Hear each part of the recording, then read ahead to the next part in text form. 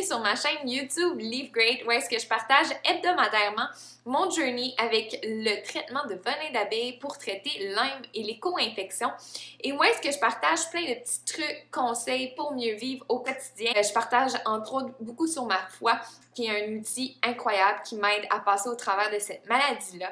Donc si c'est quelque chose qui t'intéresse, je t'invite tout de suite à aller cliquer abonner sur ma chaîne, t'assurer d'activer la petite cloche pour recevoir des notifications. Et sans plus tarder, je suis tellement contente de vous revenir avec une vidéo sur la foi parce que ça fait 5 vidéos, si je me trompe pas, que je parle de la maladie, des traitements que j'ai eus, etc. Je pense que ça a été des super de belles vidéos pour vous redonner espoir.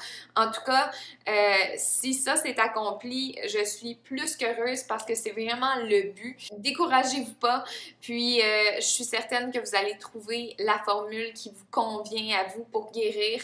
Je pense que c'est important d'écouter notre guts, notre voix intérieure. Elle nous dit tout le temps les bonnes choses, je pense. Faut s'écouter. Puis moi, c'est ce que j'ai fait depuis le départ. Puis je pense que si vous le faites aussi, vous allez trouver ce qui va vous amener vers la guérison. Bref, on va passer au sujet principal d'aujourd'hui. J'ai le feu pour cette vidéo-là. Présentement, à l'âge de 29 ans, je suis en train de vivre mon discernement vocationnel. Si vous ne savez pas c'est quoi un discernement vocationnel, en fait, dans le catholicisme, on a cette option-là qui est de faire un discernement pour trouver le plan d'amour de Dieu.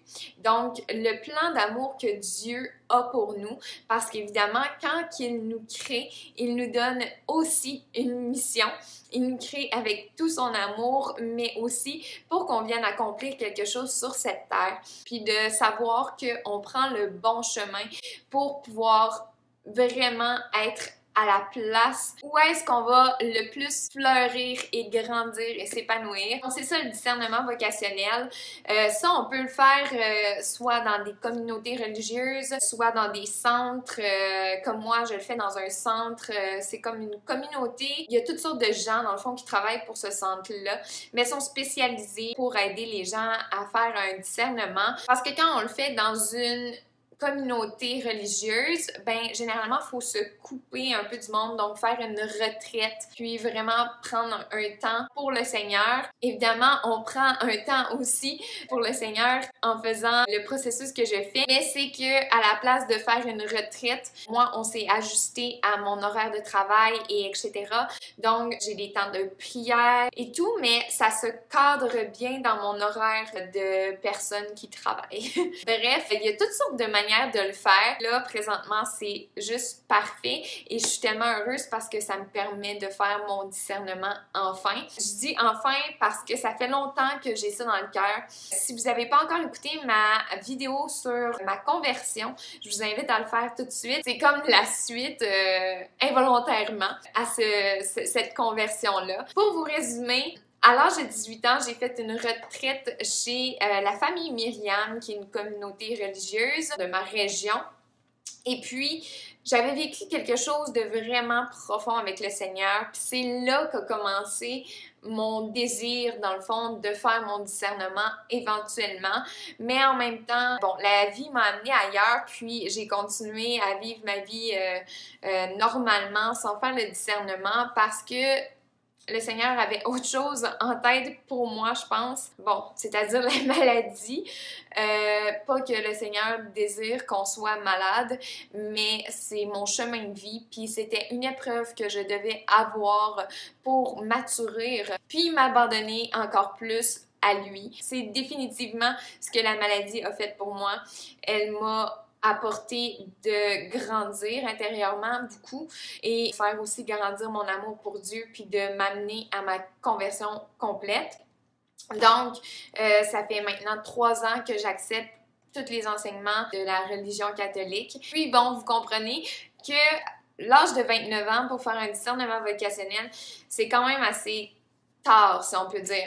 Généralement, un discernement vocationnel, ça va se faire en début de vie adulte parce que on veut, bon, éclaircir notre destinée, la mission que le Seigneur a pour nous. Mais dans certaines situations, comme la mienne, je pense que le Seigneur, c'est comme ça qu'il souhaitait ça.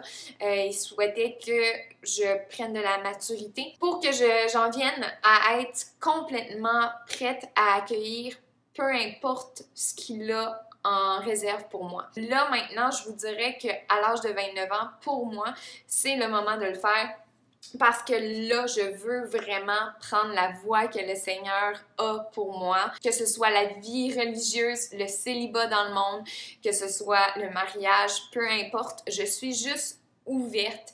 Et je pense que c'est ce qu'il attendait. Maintenant, qu'est-ce qui a fait en sorte que, bon, j'ai fait « OK, c'est cette année que ça se passe, c'est à ce moment-ci que je me dois de faire mon discernement. » C'est que avant Noël, j'ai rencontré un garçon qui partageait les mêmes valeurs que moi, qui était vraiment incroyable et tout. Puis en le fréquentant, je réalisais que j'étais pas certaine que c'est vraiment à ça que le Seigneur m'appelait, au mariage, puis à fonder une famille, etc.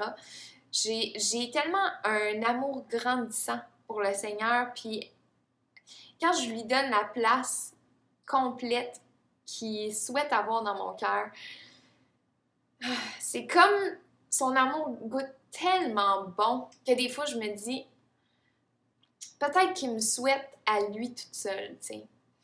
Et cette relation-là a fait en sorte que à un moment donné, je pouvais juste plus me mentir puis plus vivre dans ce doute-là, cette incertitude-là à comme est-ce que je fais la bonne chose? Ça a commencé avec, au début de l'année, une amie m'avait suggéré, tu devrais prendre un 6 mois pour toi puis le Seigneur, puis juste te consacrer à lui. Puis comme ça, en développant ta relation avec lui, tu verrais sûrement plus clair, puis ça t'aiderait à faire un meilleur choix, puis tout ça. J'ai eu cette révélation-là le 2 janvier. J'ai compris qu'il fallait que je fasse ça, ce 6 mois-là de consécration au Seigneur, à le laisser me guider, puis à aussi me travailler mon cœur, le guérir de blessures, etc., pour que j'avance, tu sais, puis que j'avance sans crainte avec lui. Fait que c'est ce que j'ai fait. Le 2 janvier, je me suis dit, je vais consacrer ce 6 mois-là, puis je vais pas me permettre d'être en relation de couple avec quelqu'un. Ne pas officialiser une relation de couple avec quelqu'un parce que je voulais vraiment donner mon cœur au Seigneur pendant ces 6 mois-là. Puis, petit à petit, ben, ça a fait en sorte que ben, je me suis détachée de cette personne-là. J'ai compris qu'il fallait que je la laisse aller parce que c'était pas le temps, en tout cas, certes, pour moi. Puis, j'ai senti le feu pour le discernement vocationnel. Puis, j'ai senti que j'étais prête à ça. J'étais prête à faire ce pas de plus-là vers ma mission. J'ai embarqué dans mon discernement vocationnel il y a maintenant 5 semaines, je crois. Donc, comment ça a fonctionné? C'était qu'on avait une rencontre, moi puis ma guide spirituelle, une fois par semaine pour comme m'éduquer, me donner des petits devoirs pour, dans le fond, me préparer à ma semaine intensive de retraite qui allait clarifier ma mission. Après 4 semaines, ma guide spirituelle m'a regardée puis elle a dit « Je sais qu'on a 8 rencontres à avoir avant la retraite, mais je sens que la grâce du Seigneur est avec toi, puis qu'on a besoin d'aller plus rapidement. Donc, je sens que tu es comme prête à ta semaine intensive. » En fond, c'était 8 rencontres, donc une par semaine, donc 8 semaines. Et puis ensuite, la normalité, c'est un 8 jours consécutifs au centre. J'ai fait « OK, ben moi, la semaine prochaine, c'est ma semaine de relâche, puis ce serait comme le seul temps que j'aurais pour faire ça, parce que je travaille dans les écoles. » Et puis sinon, ça allait à comme cet été, puis là, elle était comme, on peut pas attendre jusqu'à l'été parce que il faut que ça se passe maintenant pour toi. Fait que j'ai fait, OK, on va se lancer. Puis j'ai fait, dans le fond, la semaine qui vient de passer, c'était la semaine de relâche. Puis, ben, on s'est ajusté en conséquence de ma santé aussi, puis de mon horaire de travail. Ça a fait en sorte que, plutôt qu'être intensif, puis vraiment 8 jours où est-ce qu'on dort là-bas, et etc., ben pour moi, c'était, dans le fond, juste les après-midi, mais c'était des gros après-midi. C'était de 1h à 5h30, puis dans ce 1h à 5h30-là, j'avais 2 oraisons, donc 2 heures de temps de prière, plus des lectures à faire, plus, en tout cas, plein de choses. C'est ce que je viens de vivre. Évidemment, vu que là, je fais pas une semaine complète intensive, pour moi, ça va s'échelonner sur 3 semaines. Le discernement en soi, il est construit sur 4 étapes. Moi, je viens de terminer la première étape. Donc là, je vais fermer la porte sur la première étape et là, je vais enclencher la deuxième étape qui est celle-là qui va justement nous éclairer au niveau de notre vocation. Au moment où j'en suis, je sais pas encore, je sais vraiment pas ce que le Seigneur me réserve. Je pense que je commence à avoir des lumières à quelque part, mais c'est pas encore clair. Je pense que c'est le sentiment de la première étape, là, c'est on est comme encore un peu mélangé, puis c'est normal, mais plus ça va avancer, plus que notre mission va s'éclairer. Puis, qu'est-ce que je voulais vous partager? C'est que à travers ce discernement-là, de un, je suis tellement reconnaissante d'avoir cette opportunité-là, de vivre ce discernement-là qui me rapproche plus que jamais du Seigneur, qui me fait vraiment goûter son amour. C'est juste incroyable à quel point le Seigneur nous aime. Je ne sais pas si vous le savez, mais j'espère qu'un jour vous allez y goûter si vous n'y avez pas encore goûté. Parce qu'il nous donne vraiment, comme j'ai écrit dans un texte dernièrement sur les médias sociaux, si vous ne me suivez pas, là, je vous invite à aller le faire. Je partage aussi beaucoup sur ma foi, des inspirations que le Seigneur me porte, si je peux dire, me donne, des révélations aussi des fois, puis des choses comme ça. Mais dans mon dernier texte, je disais que plus qu'on goûte à son amour, plus on se rapproche de lui puis qu'on le laisse entrer dans notre vie, plus on découvre notre vraie nature. La nature pourquoi on a été créé, qui est d'aimer, qui est de faire don de soi, de faire charité. Puis, de me rapprocher de lui, ça me donne tellement le goût d'aimer encore plus, de foncer encore plus dans la vie, de vivre à 100 000 % parce que il donne un sens à notre vie, carrément.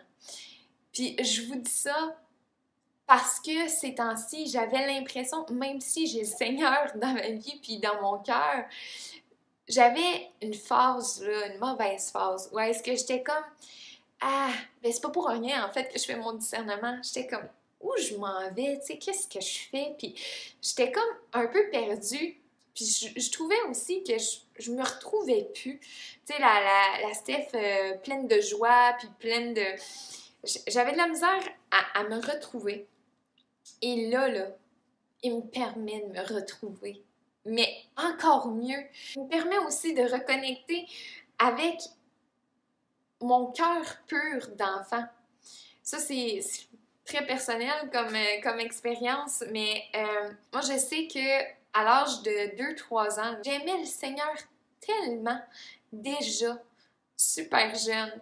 Puis, c'est ça. Il me donne l'opportunité de l'aimer avec mon cœur d'enfant, un cœur pur. Puis, vous savez juste pas à quel point que c'est rassasiant. C'est que je goûte à la miséricorde de Dieu. Je goûte à quel point qu'il a un désir immense, énorme, de nous aimer, de juste nous aimer. Il est venu sur terre pour se sacrifier pour nous.